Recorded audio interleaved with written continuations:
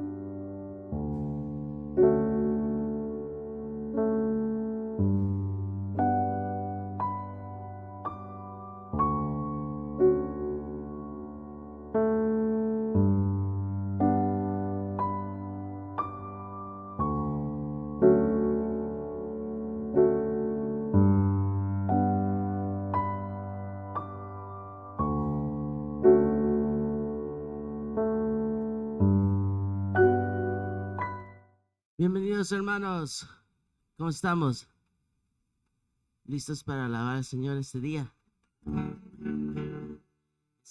Esta primera alabanza se las quiero enseñar. Es nuevo. No sé si puede ir al coro. Es como 5 slides. Ahí. Dice Dios. Ahí. El coro dice: Dios tanto amó al mundo que ha dado a su Hijo para salvarnos, y todo el que crea en Él tendrá vida. Amén. Sí. Dios tanto amó al mundo que ha dado a su Hijo para salvarnos, y todo el que crea en Él tendrá vida.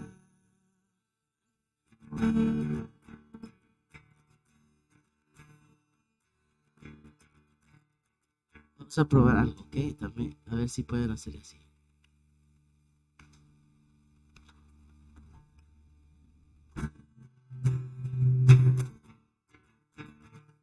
Si estás cansado, si estás sediente, ven a la fuente que nunca parará. Bebe del agua que te saciará. Tus pecados, el que perdona, ven a la mesa, Él te llenará. El que buscabas, en Él encontrarás. Dios santo amor, mundo que ha dado a su Hijo para salvarnos, y todo el que crea en Él tendrá vida.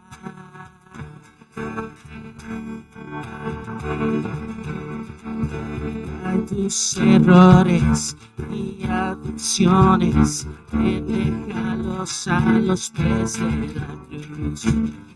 Brazos abiertos, Él te esperará, Él te esperará. Tu Dios santo amor, mundo que ha dado a su Hijo para salvarnos, y todo el que crea en Él vida. La muerte ya ha sido vencida, libre al fin, camino en victoria. Dios tanto amó al mundo. Gloria a Dios, de quien fluye bendición. Gloria a Él, por su increíble amor. Gloria a Dios, de que fluye bendición. Gloria a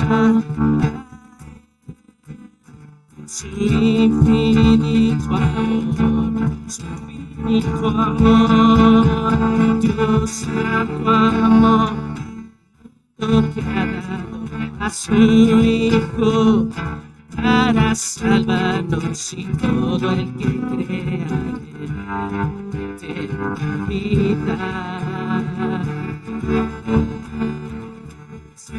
Ella ha sido vencida, soy libre al fin, camino en victoria. Dios tanto amor al mundo. Dios tanto amor al mundo que ha dado a su Hijo para salvarnos, y todo el que crea en Él tendrá vida. La muerte ya ha sido vencida, soy libre al fin, camino en victoria. Dios tanto amó al mundo. Tu pecado te perdona, ven a la mesa, Él te llenará. Él lo encontrarás. En gloria a Dios, de quien fluye bendición. En gloria a Dios, de quien fluye bendición. En gloria a Él, por su increíble amor, su increíble amor. Sabes que me perdí todo ahí, pero vamos a practicarlo para cantarlo para el día de resurrección.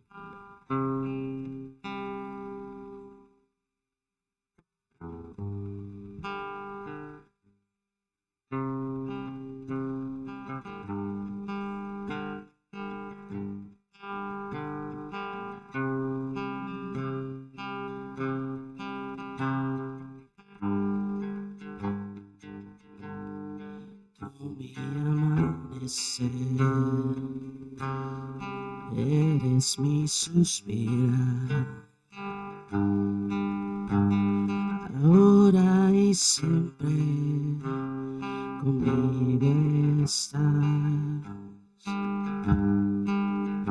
y tan bueno, admirable, permanente, y nunca me fallas, y no lo harás. Aún rodeado a mi lado, está. Y cuán bello, admirable, permanente, y nunca me fallas, y no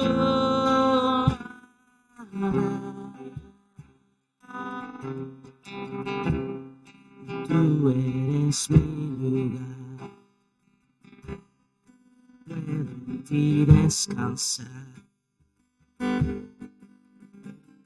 siempre contigo, contigo.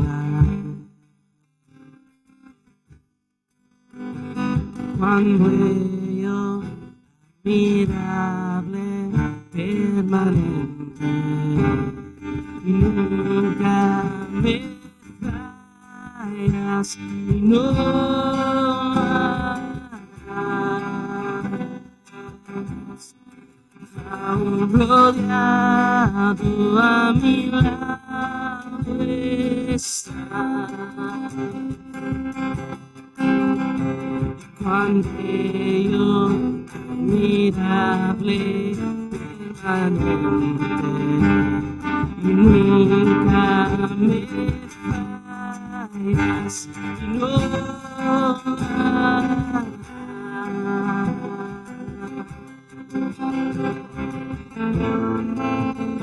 Una y otra vez estuviste ahí. Si pierdo mi fe, sigue siendo fiel. Mi pasado atrás no voy a mirar.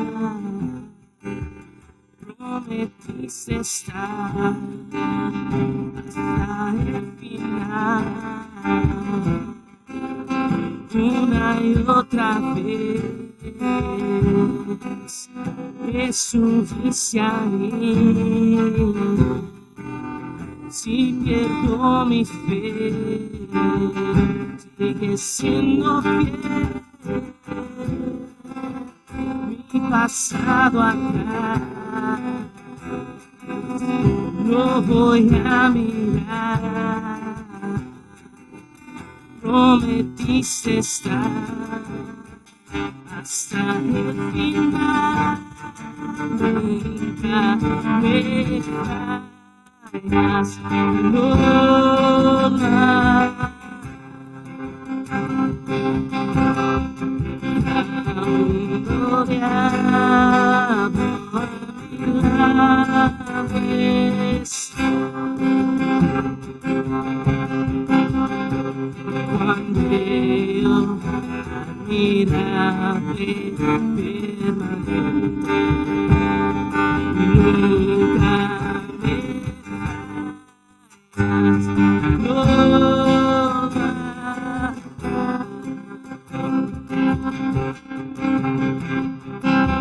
Aún rodeado a mi lado estás.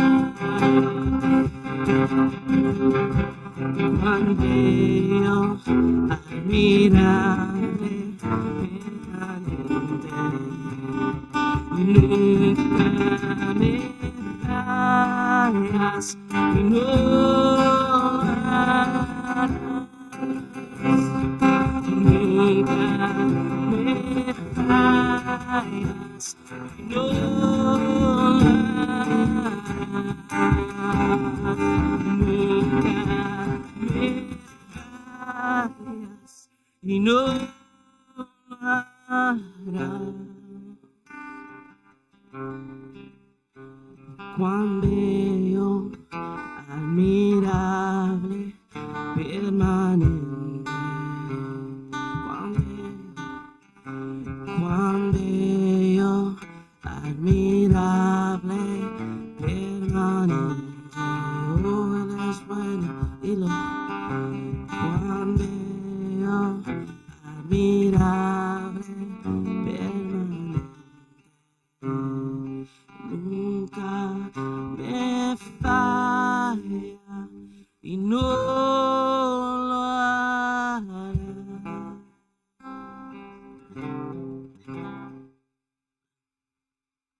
Es verdad eso en la vida de ustedes, hermano. No, no importa qué estamos pasando, Él no nos falla. Él siempre es igual con nosotros.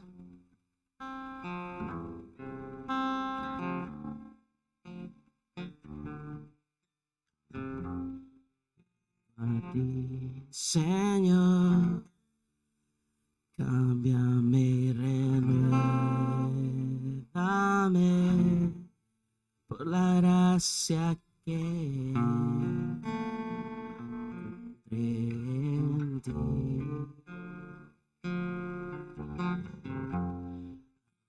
Sé que las debilidades que hay en mí desvanecerán por el poder de tu amor. Cúbreme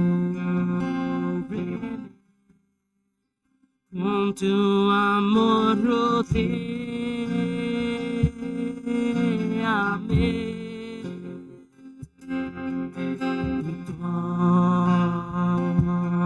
Tómame, cerca quiero estar.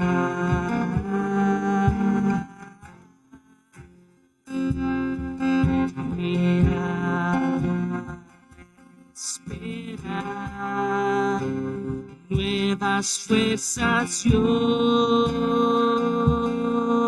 tendré y me levantaré como las águilas de tu amor. Me levantaré como las águilas por el poder de tu amor. A ti, Señor, cámbiame, renuévame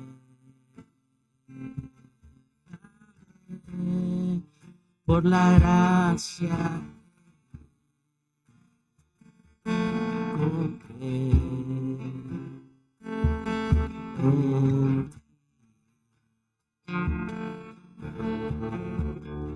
Ahora sé que las debilidades que hay en mí desvanecerán el poder de tu amor.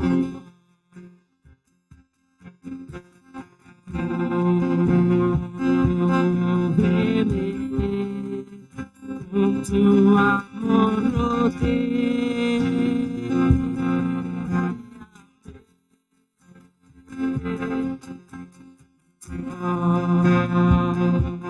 Tómame, cerca quiero estar.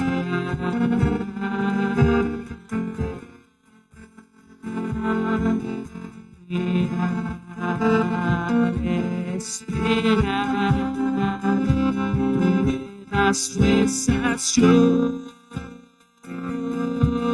tendré y me levantaré como las águilas de tu amor.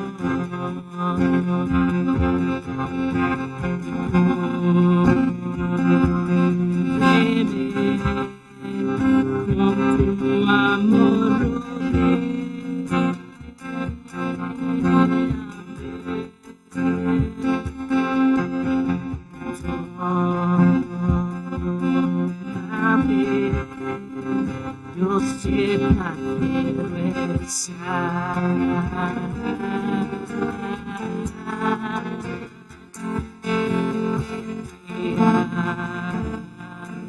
Esperar nuevas fuerzas yo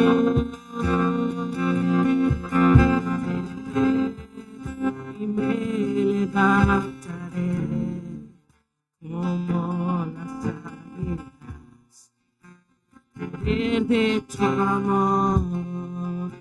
Me cantaré como las águilas por el poder de tu amor.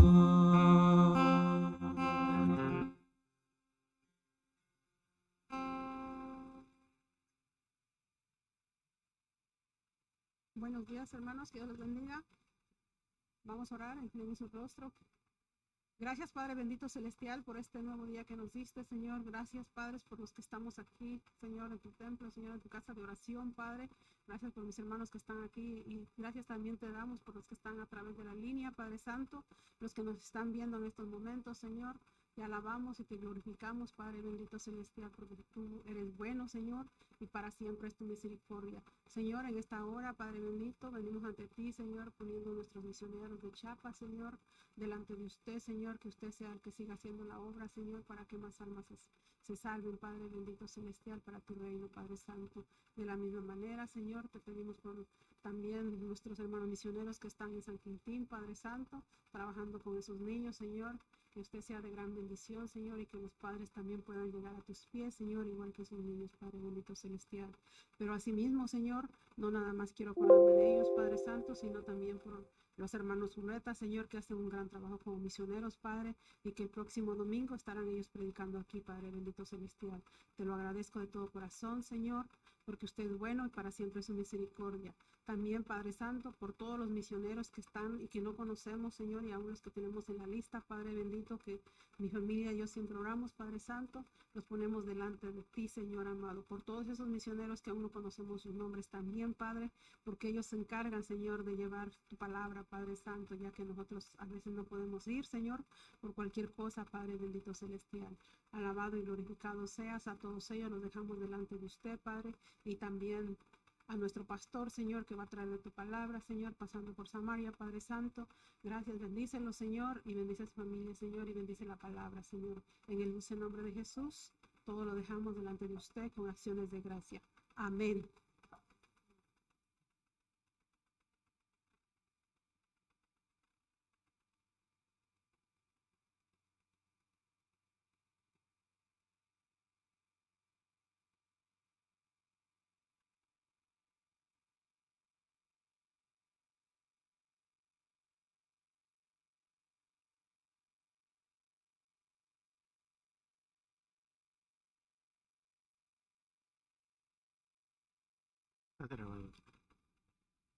¿Me avisa?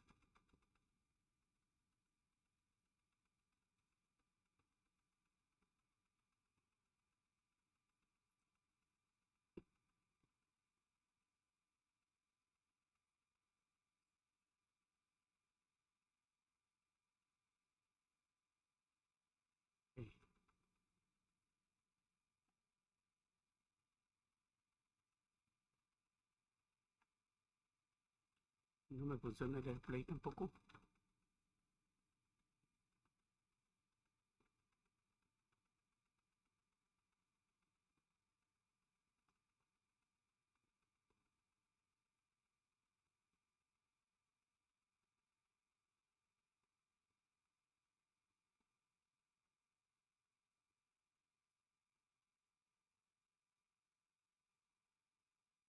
El próximo domingo tenemos tenemos el domingo de misiones. Todavía estos eventos son, estamos probando cómo va a funcionar, porque estamos en el primer año de misiones, haciendo énfasis en misiones, pero para el domingo tenemos un almuerzo. Quería enseñar el slide, pero algo salió ahí en la televisión que no pude mostrarlo un poco. El plan es tener un almuerzo el domingo y la donación comienza en los $10, pero es como tipo subasta, ¿verdad, hermano? los que den más está bien. Hermana Isa tuvo bien preparar ese almuerzo y esta es la razón por la que el domingo de misiones se cambió de este domingo para la otra, porque imagínense comer bastante ayer tarde, comer bastante también ahora era mucho, ¿verdad? Para regular la dieta. Entonces vamos a estar como iglesia en otra celebración el próximo domingo, en donde ya escucharon, la hermana Isa mencionó que los hermanos Zulueta van a estar aquí con nosotros y ellos van a estar predicando, ¿verdad? Ya estuvieron una vez con nosotros en el Congreso de Misiones y van a regresar. Estamos en coordinación con él para que la serie de mensajes que tenemos de Semana Santa funcione igual, ¿no? Así que esperamos que pasen la voz por ahí. Díganles especialmente a los que no vinieron, ¿verdad? Y si hay alguien que nos oye en línea, pues pase la voz, ¿no? Para que podamos tener un buen domingo de misiones. Ya estamos ahí. También el próximo domingo, tradicionalmente es el Domingo de Ramos. Estamos tratando también de tener nuestros propios eventos. Esta Semana Santa queremos aprovecharla que podemos ya estar adentro, ¿no? El año pasado tuvimos el Domingo de Resurrección nomás allá afuera, en el parking lot. Ahora queremos tener 3 cultos especiales. Uno comienza este domingo, el Domingo de Ramos, Domingo de Misiones, porque si se acuerdan, Cristo vino a esta tierra con una misión: salvarnos. Y Él abrió el campo para las misiones, que todos se salven, y ahí jugamos el papel nosotros. Entonces la Semana Santa es algo más que una tradición. Al contrario de una tradición, debería ser algo real en todos nosotros, no solo una semana en el año, sino todos los días de nuestra vida. Así que el domingo es el Domingo de Ramos, y vengan preparados por si hay algo, una decoracióncita o algo, porque hay alguien por ahí o algunos por ahí que están preparando algo especial para esta Semana Santa. El Domingo de Ramos, el Viernes Santo, vamos a estar aquí a las 7:30, y el próximo domingo, el siguiente domingo, es Domingo de Resurrección. Son 3 eventos especiales del día de la Semana Santa. Y buscamos un tema para esa semana, y ese tema, mucho puede ocurrir en 7 días. Es interesante, lo mencioné un poco el domingo pasado y lo menciono otra vez hoy. Mucho puede ocurrir en 7 días. El pueblo, la multitud cambió de parecer completamente en esos 7 días. Lo que había el domingo es bien diferente de lo que había el siguiente domingo. 7 días cambiaron todo, ¿verdad? Así que vamos a hablar sobre ese tema en el próximo domingo de resurrección, ¿verdad? Ahora, entramos al tema de hoy. Yo tengo ese flyer, no lo imprimí, pero creo que hay algo ahí, que puse algo ahí por si quieren chequear los temas. En el flyer están por las fechas. El próximo domingo, el tema es Pensando en la victoria de Jesús. Ese es el tema que yo preparé, pero el pastor Zuleta lo va a presentar a su propia manera, ¿verdad? Porque Dios nos usa en diferentes maneras. Así que Pensando en la victoria de Jesús, el próximo domingo. Viernes Santo, el tema es La hora ha llegado. Y el Domingo de Resurrección vamos a tener una pausa en nuestro viaje con Jesús. Recuerden de que viajando con Jesús es el tema, ¿no? Viajando con Jesús a Jerusalén. Vamos de camino con Jesús, de pasada. Y bueno, seguimos los pisadas de Jesús de allá de Galilea para Judea, un lugar donde no mucho iba recientemente, Jerusalén, porque lo querían matar y la hora no había llegado, pero que un día dice él: vamos a subir a Jerusalén. Y aunque algunos no estaban de acuerdo, pero subieron a Jerusalén, ¿no? Y nosotros vamos por ese camino hacia Jerusalén. Entonces, hoy quiero hablar del tema: ¿le era necesario pasar por Samaria? Ustedes saben que en el asunto de los samaritanos hay algo especial. Y no puede verse como cualquier lugar de ahí de Israel. El domingo pasado mencioné un poco, le era necesario pasar por Samaria, y los discípulos fueron a encontrar un lugar para preparar, para pasar la noche. Y al llegar a ese lugar de samaritanos, esa aldea de samaritanos, fueron rechazados. Y entonces regresan a Jesús y dicen: Señor, no nos quisieron hospedar. ¿Quieres que oremos y que caiga fuego del cielo y consuma toda la aldea? No, porque la posición que había humana en cuanto a Samaria era bastante complicada. Era bien complicado. Llegamos a un punto donde yo personalmente quise ocupar un poquito más el tema de hoy para enfatizar profundizar un poco más en lo que es Samaria. Y lo que pasa con Samaria es esto. Este es algo que lo expliqué el domingo así, un poco así como en el aire, y quise hacer como un dibujo ahora. Escribí allí, hice este es el mar Mediterráneo.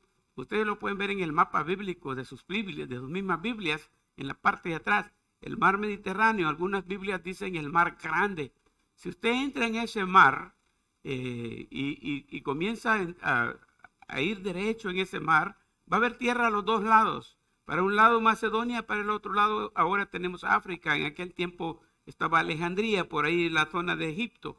Entonces se va metiendo por ese lugar y va a encontrar las islas de Malta, va a encontrar la isla de Patmos, que son islas muy mencionadas en el contexto bíblico, porque los viajes misioneros de Pablo, Pablo tuvo su naufragio y terminaron en Malta. Juan fue prisionero en la isla de Patmos. En ese mar va a encontrar como que es una bahía que entra y va a ir caminando para adelante y va a encontrar a este lado el terreno de Macedonia, donde están las iglesias que plantó Pablo, de Tesalónica, Filipos, Colosenses. Esas iglesias están ahí en Macedonia. Y si continúa más adelante va a encontrar en el mapa la bota famoso que distingue el país de Italia. Si sigue en esta dirección va a encontrar España, y si sigue en esa dirección entra en el Atlántico que lo trae a América. Ese es el mar grande. Es una punta del mar que se entra y termina en las costas de Cesarea, donde está Israel, el puerto de Haifa, el puerto de Tel Aviv hoy día. Ese es el mar que está ahí, el mar Mediterráneo. Y es muy fácil para mí decir como una curva. Yo no sé ustedes, pero yo me crié en el tiempo cuando en las escuelas lo hacían a uno dibujar a mano los mapas. ¿Se acuerdan de eso ustedes? No son jóvenes entonces, ¿verdad? A nosotros nos hacían dibujar y nos daban calificación, había que hacerlo bien hechito. Era tremendo como nos tocaba hacer hasta las esquinitas y todo bien hechito de los mapas, ¿no? Bueno, para mí es fácil dibujar el mapa de Israel comenzando con esa curva, como una media luna que hago aquí. Es la playa, ¿no? Y para acá ya está el terreno. Y ahí arriba está el mar de Galilea, aquí abajo está el mar Muerto. Y lo que une los dos es el río Jordán, que comienza realmente más arriba del mar de Galilea y es formado por 3 ríos. Uno de ellos es el Panias, que es el río que está en Cesarea de Filipos. Ahí comienza realmente al pie del monte Hermón. Entonces, yo ubico así, en el tiempo de Jesús estaba pasando eso. Las provincias estaban divididas más o menos así en 6 partes, esa parte del mapa. Cuando Cristo nació no estaban así las divisiones, porque el que gobernaba era Herodes el Grande. Pero en el año 4, Herodes el Grande murió. Entonces el ángel le habla a José en Egipto y le dice, ya puedes regresar a tu tierra porque ya murieron los que querían matar al niño. Entonces ya Jesús es traído de regreso por sus padres, pero dicen que al llegar a Jerusalén tuvieron miedo porque allí reinaba ahora Herodes Arquelao en Jerusalén. Y entonces se fueron de paso a vivir en Nazaret, en Galilea. Pasó que cuando murió Herodes el Grande, las provincias fueron divididas entre sus hijos. Uno de ellos era Herodes Filipe y Galilea estaba gobernada por Herodes Filipe, que por eso es que ahí está Cesarea de Filipo, este lugar donde él tenía su palacio y desde ahí gobernaba. Pero Jerusalén era gobernado por Herodes el tetrarca. Y otro de los hijos de Herodes se llamaba Herodes Arquelao. Entonces las provincias fueron divididas un poco así porque ya no hubo un solo rey, sino que hubieron los hijos del rey, controlaban esos terrenos. Ahora yo les dije aquel día que Galilea era una provincia, Iturea otra, Samaria otra, Decápolis otra, Judea otra y Perea la otra. Cuando usted se graba eso geográficamente en su mente, cualquier lugar que Jesús pisa, que se menciona en la Biblia, usted en su mente rápido lo ubica. ¿Sí? Así que yo no voy a andar buscando Betania en Galilea porque ya sé que está en Judea. Y no voy a andar buscando Nazaret en Perea porque ya sé que está en Galilea. Pero el tema de hoy nos centra exclusivamente en esta de aquí, Samaria. Y si se recuerdan ustedes, quiero ver si puedo hacer algo. Oh, ya no puedo porque está desconectada esta tableta, pero aquí habían 3 caminos para llegar. Aquí está Jerusalén y allá arriba está Galilea, a la orilla del mar de Galilea. Hay un camino que viene de aquí, desde Macedonia, es una calle, y conecta hasta Egipto, a la orilla de la costa. Hay otro camino que viene derecho a la orilla del río Jordán, pasando por Samaria hasta aquí a llegar a Jerusalén. Y hay otro camino, estoy hablando de carreteras que pasaban carretas, ¿no? De los carros de aquel entonces. Y hay otro que cruza el río aquí y se viene por este lado y por aquí cruza de regreso para acá y llega otra vez a Jerusalén. Entonces, al pensar uno, ¿no? ¿Por cuál camino nos vamos? El más lógico sería este que viene recto, viene derecho. Pero los judíos y los samaritanos tenían conflictos. Y eso que un judío parara en el terreno de Samaria era complicado, porque no se llevaban entre sí. Entonces los judíos, no solo porque ellos no querían juntarse con los samaritanos, y porque los samaritanos tampoco querían que ellos se juntaran con ellos, daban la vuelta y cruzaban por aquí y viajaban por este lado para acá. Esa era la mejor ruta que usaban todos cuando venían al templo. Ahora Jesús no es de los que tienen conflictos con nadie. Él no cometió pecado, ¿se acuerdan? Eso decía la Biblia, eso dice la Biblia. No cometió pecado. Inocente.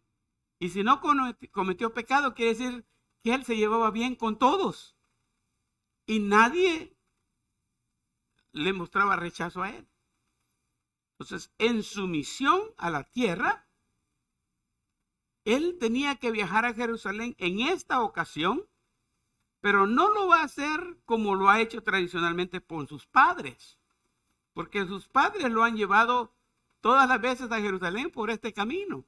Pero ahora ya en el ministerio él dice, le era necesario pasar por Samaria.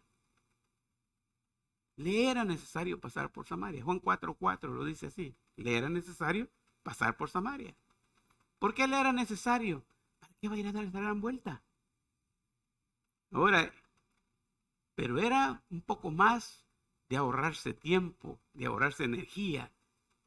Era un poco más de irse por lo más derecho. En el viaje que él va a hacer por Samaria hay algunos dilemas. Y yo para apoyar eso, que comencé el domingo, que se acuerdan que vinieron y quisieron hospedarse y ¡bum!, lo rechazaron inmediatamente. El odio era tanto que dice, si quieres, ahorita mismo oramos para que la aldea se desaparezca y que entiendan que con el maestro no se juega. Ese era el pensamiento humano, ¿verdad? Que no se llevaba uno con otro, ¿no? Entonces, ahí viene la situación. Yo eso le puse para que tengamos una dirección y que me traten de entender el punto. En este viaje que vamos con Jesús hacia Jerusalén, acuérdense que nosotros simbólicamente en este mundo estamos de viaje con Jesús. Literalmente no podemos parar del viaje.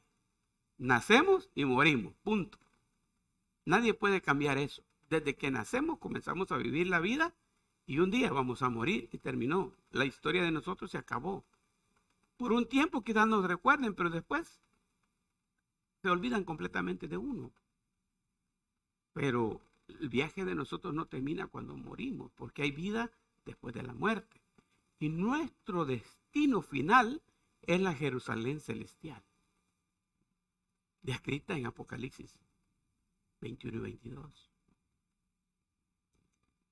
Los dilemas de este viaje, el por qué lo menciono y por qué me detengo en esta historia, que está como protagonista la mujer samaritana. Se conoce como la mujer samaritana. Yo le llamé así 4 dilemas en este viaje. Voy a tratar de decírselos. El primero es el que yo llamé el dilema generacional. Es este, el dilema generacional. Las generaciones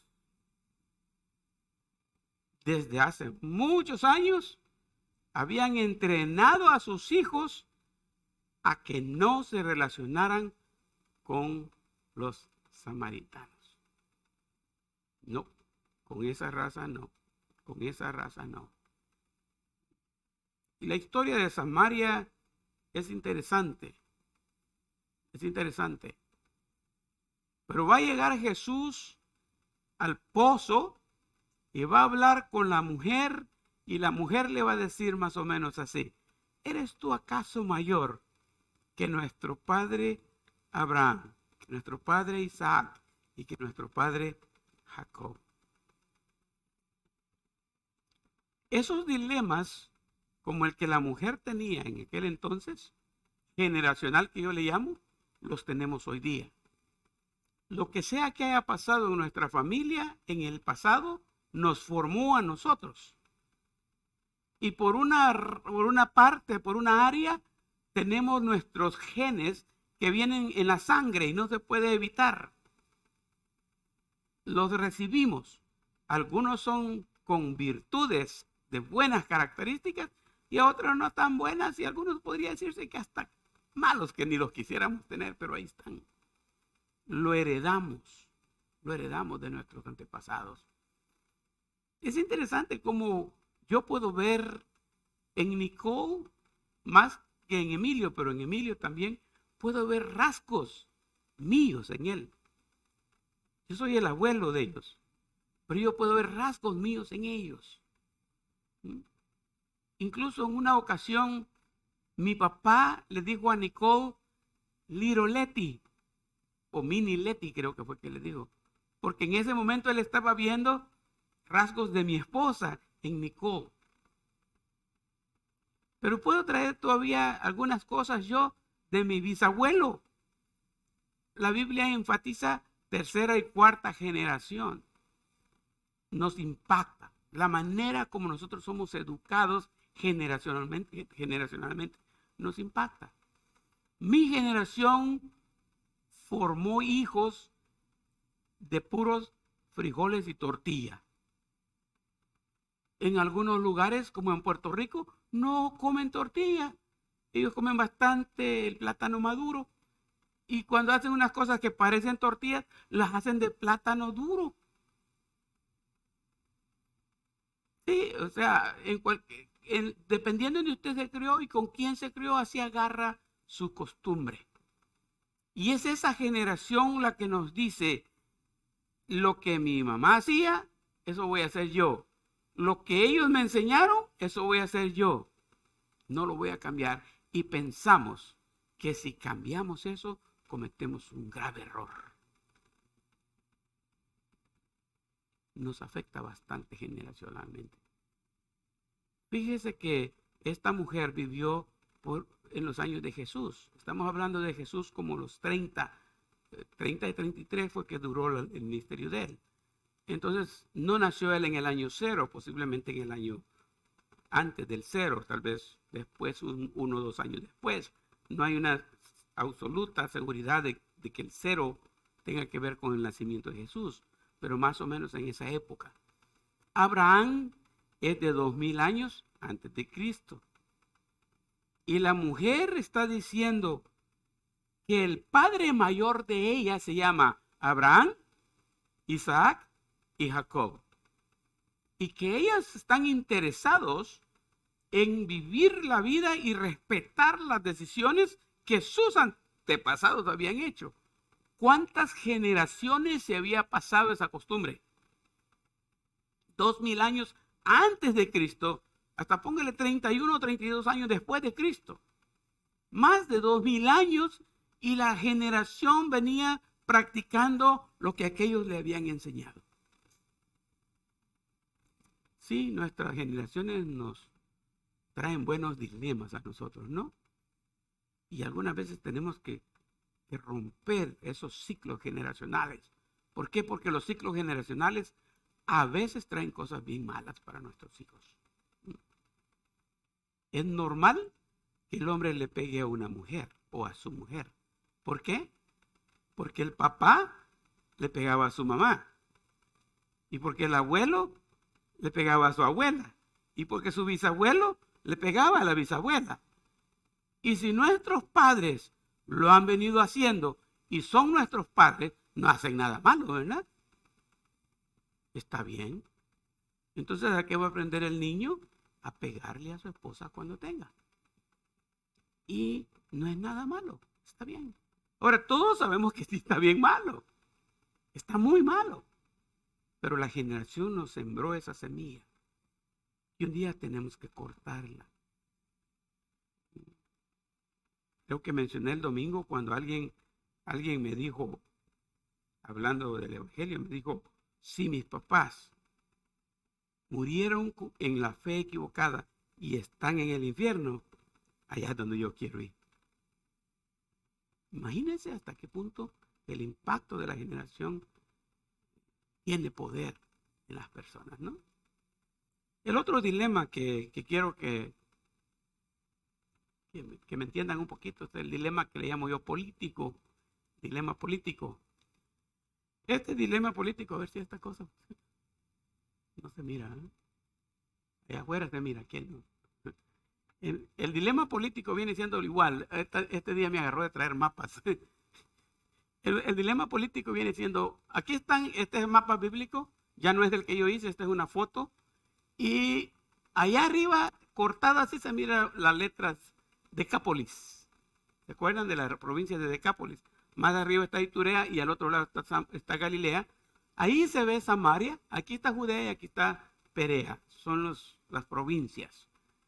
Entonces, ¿qué es lo que pasa? Es que Israel, en esta parte de aquí, tuvo una división. En Primera y Segundo de Reyes ustedes van a encontrar la historia. La división del reino.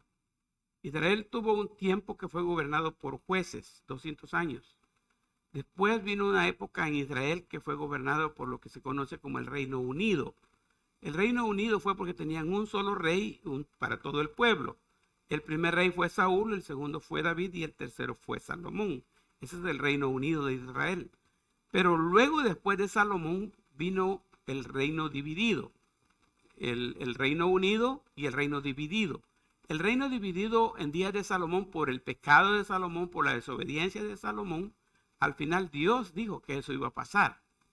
Entonces, el hijo, acuérdense que la capital es Jerusalén y está aquí, en Judea, en la provincia de Judea, y ahí está el palacio del rey David, ahí está el gobierno.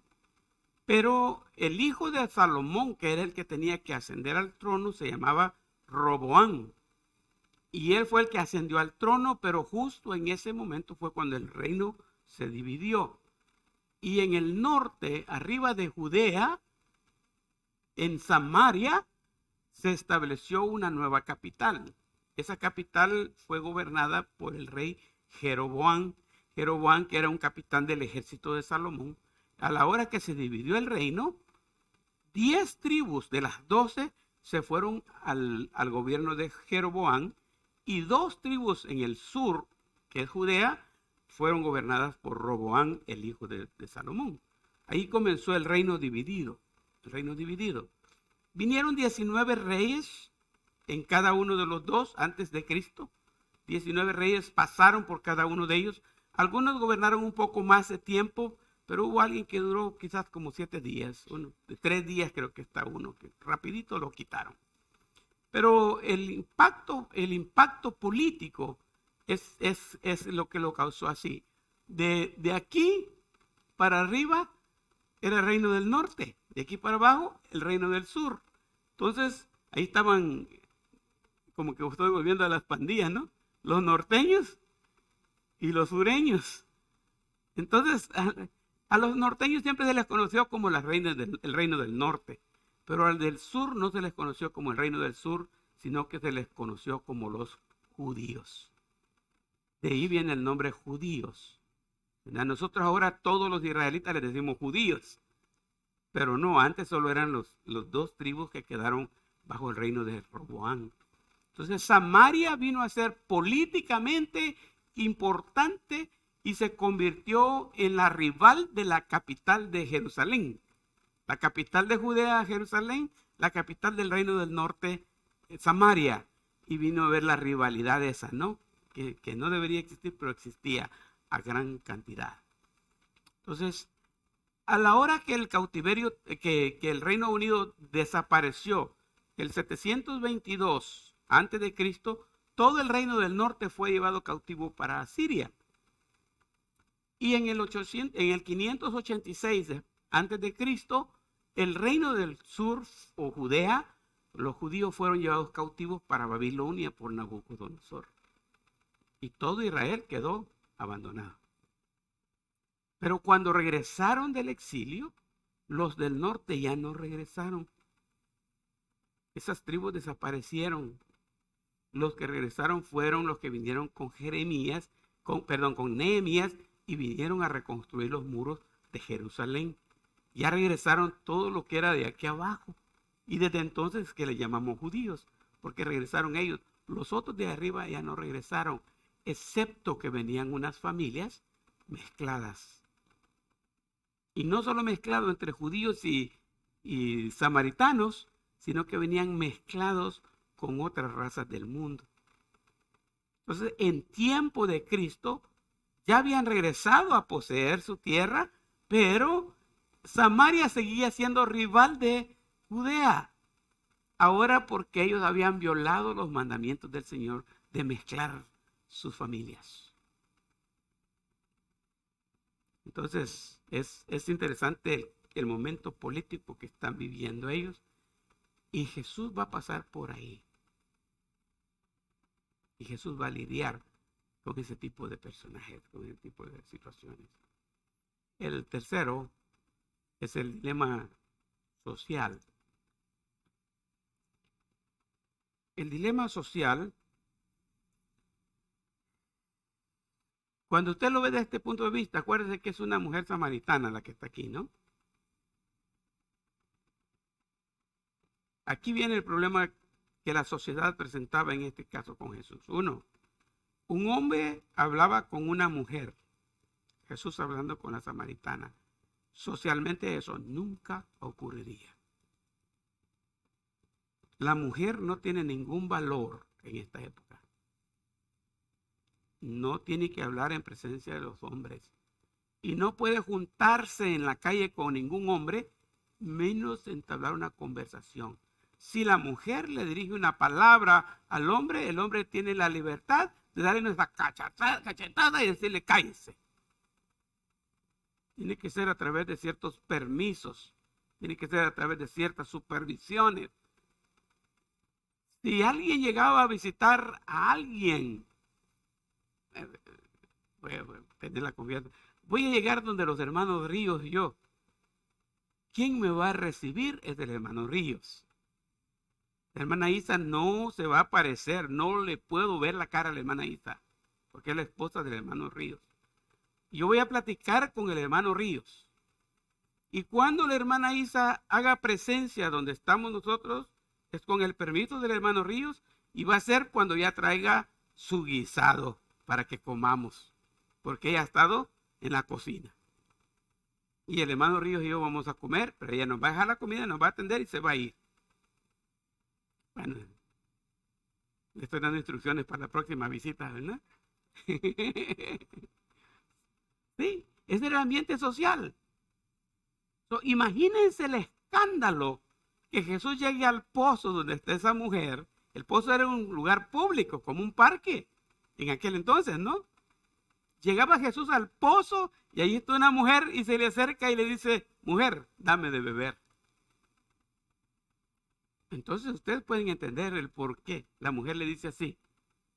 ¿Cómo tú siendo judío me pides algo de beber?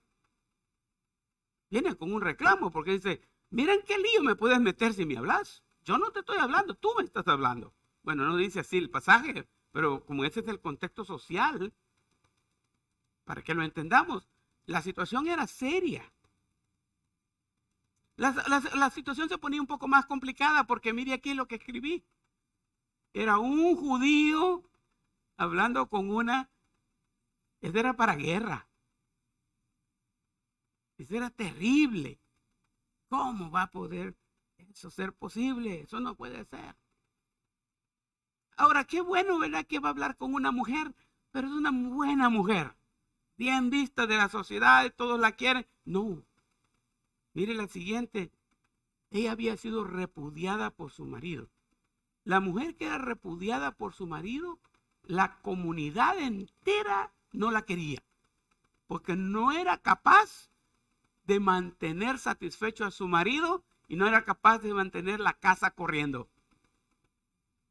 Y se acuerdan, vivimos en este tiempo cuando vinieron aquellos a Jesús y le dijeron, maestro, ¿está bien que el hombre se divorcie de la mujer por cualquier causa? ¿Sabe que cuando se investiga eso de cualquier causa, incluía no le gustaron los huevos revueltos que hizo en la mañana? O sea, solamente porque no cocinó bien los huevos, es sobrada razón para que el hombre escriba en una nota, por esta causa te repudio, vete de la casa, no te quiero. Y eso ya era legal, así de simple. Así que los hombres soltaban al dejar ir a la mujer. Era un problema grave porque decían, ahí viene la repudiada, miren la repudiada, miren. Era mal visto por todos. La sociedad era terrible con ella. Ahora, ella no había podido mantener una relación con su marido y el marido la había dejado. Pero no había terminado la historia ahí, ¿verdad? Porque dice, Jesús le dijo a ella, 5 maridos has tenido y el que ahora tienes no es tu marido. ¿Sabe? Explique bien esa cosa. 5 son maridos o ex maridos y ahora tiene uno que no es marido. ¿Cuál es la diferencia? ¿Cuál es la diferencia? Los 5 son maridos, pero este no es marido. En la práctica es lo mismo, pero con estos había estado legalmente casada. Había sido divorciada ¿cuántas veces? 5 veces. Había pasado por 5 divorcios. Y como ha fracasado tantas veces, pues si querés nos juntamos, o como dijeran, ¿verdad? Nos arrejuntamos. Pero no firmemos ni un papel, porque la cosa no está fácil. Piense por un momento que es exactamente lo que estamos viviendo ahora. La mujer no es repudiada, ha sido levantada, ha sido reivindicada. La dignidad de la mujer está bien alto ahora, aunque todavía siguen las inconformidades y hay una lucha, ¿verdad? Ahorita mismo hay una lucha por la igualdad de género que tiene que ver más que todo con los salarios, que no más por ser mujer no gane menos que lo que gana un hombre si hacen el mismo trabajo. Pero en cuestiones matrimoniales, la gente hoy ya no se casa, solo se arrejunta, solo se juntan. Y ahora hay muchos compañeros de vida, pero no hay muchos esposos. ¿Verdad? ¿Por qué? Porque estamos llegando a esa situación complicadita, donde el matrimonio, dicen, no funciona, mejor no casarse. Y puse aquí abajo hablar en público, que ya lo mencioné antes, ¿no? Estaban hablando en público. Así que el dilema de esta mujer, este dilema social, era bastante complicado. Miren en qué lío se ha metido Jesús. Solo pasando por Samaria, ya era un problema. Pararse al pozo y hablar con la mujer, él solito, ya era otro problema.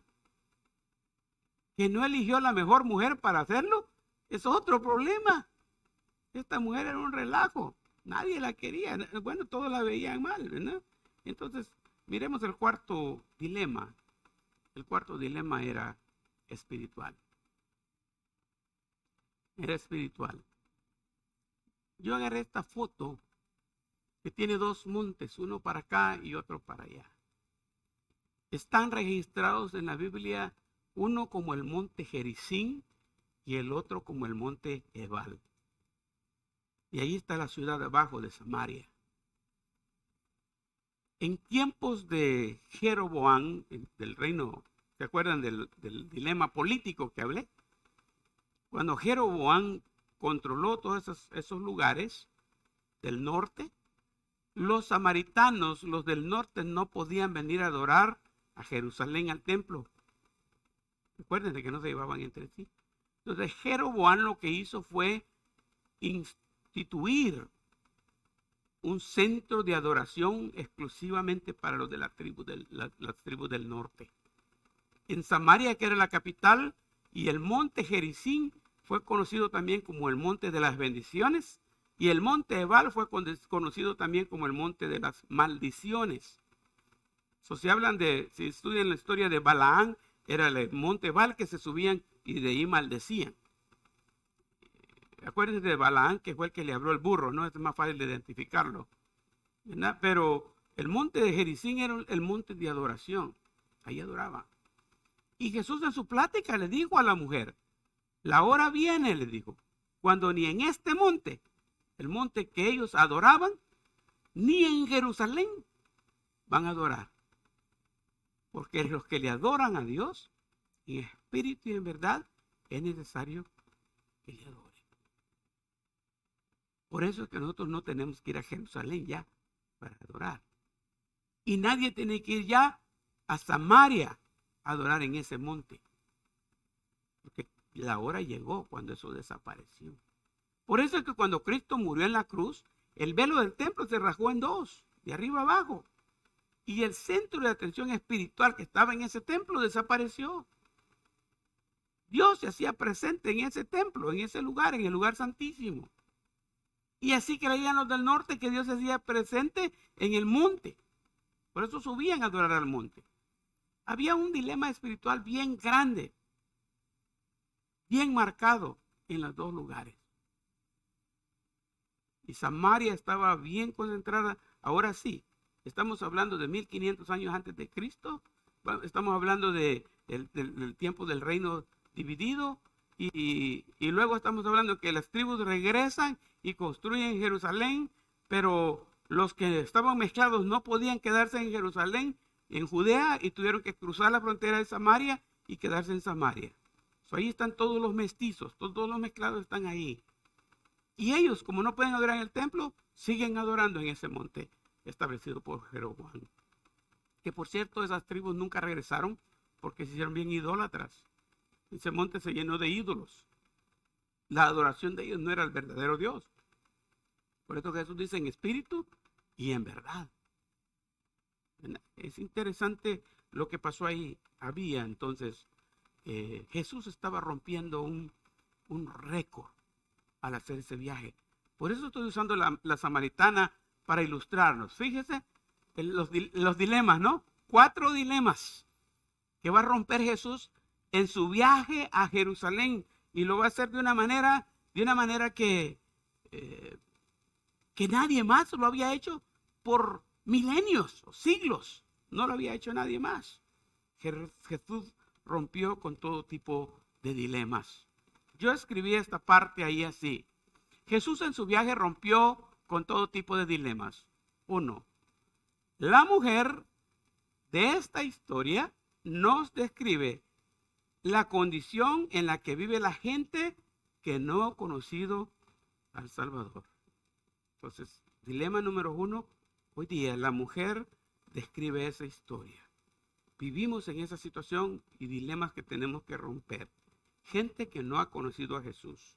2, ella estaba presa de su propia vida, vivía dominada y controlada por su propio pecado. La actitud de aquella mujer estaba por el piso. La autoestima de aquella mujer estaba bien baja. Estaba triste porque su vida era un desastre. Pero ¿qué creen? De esos desastres o de esas vidas en desastre, es que Dios tiene misericordia. Y lo último, con esta mujer Jesús intencionalmente tuvo un encuentro. O sea, no fue casualidad. Sabe que Jesucristo todo lo que hizo lo hizo bien calculadito, ¿no? Todo bien en su tiempo. Y está enseñando grandes lecciones aquí. Al llegar a este pozo, cerca de llegar al pozo, él manda a los discípulos y les dice, vayan a la ciudad y compren el almuerzo. Y se fueron los discípulos a comprar el almuerzo para quedarse él solo y para acercarse y hablar con esa mujer. Él lo tenía bien calculado. A esa mujer tenía que llegar. Igual que hoy hablamos de que cada uno de nosotros tiene que tener su encuentro personal con Jesús. Cada uno de nosotros. Y en nuestra opresión del pecado y en cualquier situación que nosotros estemos, Cristo está presente para liberarnos de cualquier atadura. Le era necesario pasar por Samaria. ¿Por qué? Porque ahí en Samaria había una mujer y esa mujer había que liberarla. Había que morir por ella también. La muerte de Cristo, porque él iba camino a Jerusalén para morir, y la muerte de Cristo iba a incluir a los samaritanos. La salvación también era para samaritanos. Y eso es lo que entendió Felipe, el diácono, cuando en Jerusalén hubo la persecución de discípulos después que Cristo había muerto. Felipe se fue y dijo, a Samaria voy a predicar. Y allí en Samaria estaba predicando y estaba ganando mucha gente en Samaria, Felipe, cuando el Espíritu le dice, Felipe, vete en el camino al sur porque ya tengo algo que te ocupo. Y fue a rescatar a un etíope eunuco. Sí, Samaria y los etíopes estaban incluidos en el plan. Cristo va a morir por todos ellos. Terminé haciendo este slide para cerrar. 1, Cristo murió por usted. 2, Cristo murió por mí. Y 3, Cristo murió por todos. No importa cuántos dilemas o cuáles son los dilemas que nos rodean a nosotros. Cristo los puede romper. Cristo los puede superar. El punto es que lo hizo para darnos la vida eterna, para darnos vida y vida en abundancia.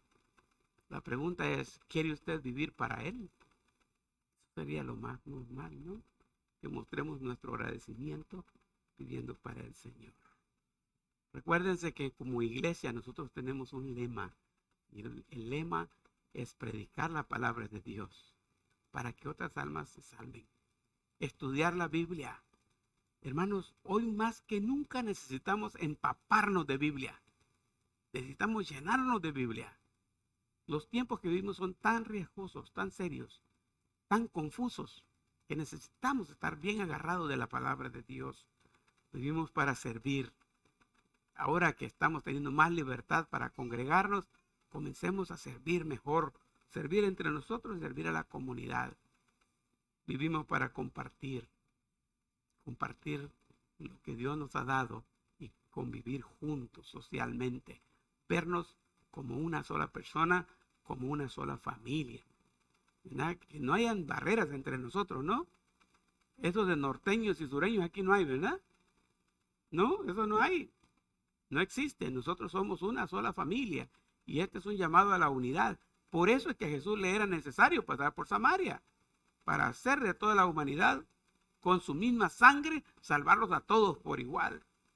Y pues eso es merecedor de que le adoremos siempre, ¿no? Que le adoremos siempre. Así que vamos a orar. Pongámonos de pie y cerramos con una oración. Padre, que estás en el cielo, muchas gracias. Sabemos para qué existimos nosotros y existimos para continuar la obra misionera que Cristo comenzó. Él lo hizo allá en Samaria. Él lo hizo allá en aquel entonces. Pero los discípulos lo continuaron haciendo y otros misioneros lo continuaron haciendo hasta que un grupo de misioneros nos alcanzó a nosotros. Te alabamos por ello. Si Jesucristo pasó por Samaria, si Jesucristo vio a las mujeres con dignidad y les reivindicó en la sociedad, que nosotros tengamos también esa meta. Que cumplamos con lo que tu palabra dice, no hay hombre ni mujer, esclavo ni libre. A griegos y a no griegos soy deudor, decía Pablo. No hay judío ni gentil, todos somos uno solo en Cristo Jesús. Gracias por este mensaje que está impregnado en tu palabra, Padre Santo. Y permítenos que ahora que salimos de Samaria y llegamos a Jerusalén el próximo domingo, esa entrada triunfal en Jerusalén nos haga valorar lo importante que es Cristo como Rey en nuestras vidas, como Rey de Reyes y como Señor de Señores. Yo te alabo y te bendigo por ello, Padre. Y ahora que nos despedimos de este lugar, pido tu dirección en nuestro regreso a casa, nuestra estadía en casa por esta semana, otra semana más de labores que confiamos que tu bendición estará con nuestros trabajos para que siempre haya. Y confiamos que tu protección estará al lado de nosotros en todo tiempo, en todo lugar. Oramos por el evento del próximo fin de semana para que podamos honrar y glorificar tu nombre apoyando el Fondo de Misiones. Gracias, Padre, por todo. Te suplico todo esto en el nombre de Cristo Jesús. Amén. Que Dios nos bendiga, hermanos. Oh, perdón. Tenemos Santa Cena hoy, ¿verdad? Qué bueno que tenemos presidentes de diáconos, que no se les escapa. La hermana puso aquí la Santa Cena. Y yo voy a pedir que cada quien pase para acá y agarre uno. Y se quede aquí. Y cerramos con otra oración. ¿Está bien? Pasen adelante y participamos de la cena. Quédense aquí. Vamos a orar aquí enfrente. Pasen adelante. Esto se llama compartir. Compartir. En una ocasión, incluso después que habíamos agarrado los elementos de la cena del Señor, el pastor dijo, ahora háganme un favor, vamos a compartir. Así que déle el suyo al hermano y la hermana que le dé el suyo. Simbólicamente intercambiaron ahí los elementos, porque eso es realmente la cena del Señor. Es la cena de la unidad. ¿Sabe que hay varios nombres? Algunos dicen la Santa Cena, otros dicen la Cena del Señor. En inglés le dicen the Lord's Supper, que es la Cena del Señor. Otros le dicen la comunión, Cena de la Comunión, ¿verdad? Y ese término me gusta, la Cena de la Comunión, porque somos uno solo en Cristo Jesús, ¿verdad? Somos uno solo en Cristo Jesús. Y eso es realmente lo que significa la cena. Convivir, compartir juntos el cuerpo de Cristo, ¿no? Vamos a participar del pan. Dice 1 Corintios 11:23. El Señor Jesús, la noche que fue entregado, tomó pan y habiendo dado gracias, lo partió y dijo, tomad, comed. Este es mi cuerpo que por vosotros es partido. Haced esto en memoria de mí. En memoria del Señor Jesús, comamos nosotros el pan.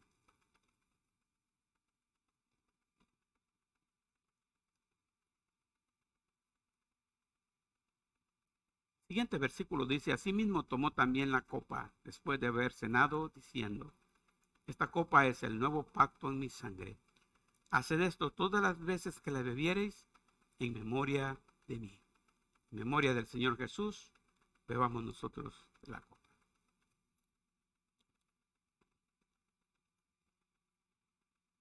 Gracias, Señor, por haber ofrendado tu cuerpo para ser sacrificado en la cruz del Calvario. Gracias, Padre, por haber dado a tu Hijo. Qué don más inefable, qué amor más grande el tuyo. Que eligieras a tu propio Hijo, que dispusieras que tu propio Hijo fuera quien viniera y nos redimiera del pecado. Gracias, Espíritu Santo, por haberte establecido como nuestro consolador en el momento que Cristo ascendió al cielo y por la promesa de que estás con nosotros todos los días hasta el fin del mundo. Gracias, Dios nuestro, por esa bendita obra de la Trinidad, por la redención, por el plan supremo, por la consolación que tenemos en el Espíritu Santo. Te agradecemos por este pan y te agradecemos por esta copa. Permítenos disfrutar de ellos y hacerlo conscientemente cada vez que tengamos oportunidad en este mundo. Y que al hacerlo tengamos en mente que el sacrificio de Cristo no fue en vano. Y que tengamos en mente que un día, así como Cristo se fue, también volverá. Y que si vino para sufrir y para humillarse y ser maltratado y morir en esa cruz cruel, un día también regresará como triunfador, como el Verbo, aquel que tiene una espada aguda, como alguien que viene para derrotar las fuerzas del enemigo completamente, de una vez y para siempre. Viene para establecer su trono, el trono davídico, trono eterno. Ese rey que vendrá para imponer justicia es el que nosotros esperamos. Gracias, Dios, por lo que está pasando aquí ahora. Porque Dios nos dice que tú existes, que tu palabra es veraz, es eficaz. Ayúdanos a depender de ti cada día y mantener nuestra relación lo más sana posible contigo para poder llevarnos bien con los demás. Te agradecemos todo en el nombre de Cristo Jesús. Amén. Dios nos bendiga, hermanos. Ahora sí, estamos despedidos.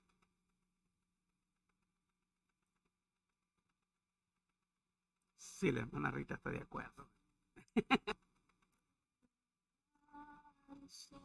Puede ser que quizás lo que yo fui lo puedan olvidar, pero yo no perderé la fe ni dejaré